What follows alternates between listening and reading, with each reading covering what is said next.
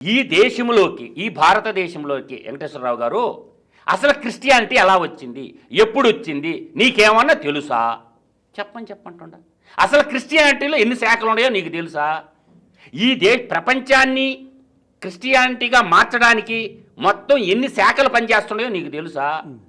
భారతదేశం కాకుండా ప్రపంచంలో ఉన్నటువంటి అన్ని దేశాల్లో ఐక్యరాజ్య సమితి గుర్తించినటువంటి 197 దేశాలు కానీ 193 ప్లస్ ఒక 4 197 203 దేశాల్లో 45,000 శాఖలు పనిచేస్తుంటాయి. ఏంది? ప్రపంచంలో ఉన్నటువంటి మనుషుల్ని క్రిస్టియానిటీలోకి మార్చాలని. నేను అడుగుతుండా, నీవు క్యాథలిక్ క్రిస్టియన్వా, ప్రొటెస్టెంట్ క్రిస్టియన్వా, లేకపోతే ఈస్టర్న్ ఆర్థోడాక్స్వా, లేకపోతే ఓరియంటల్ ఆర్థోడాక్స్వా, లేకపోతే చర్చ్ ఆఫ్ ఈస్టా, లేకపోతే రెస్టోరిజమా? అంటే ఇటువంటి నువ్వు ఆచరించేటటువంటిది ఏంది?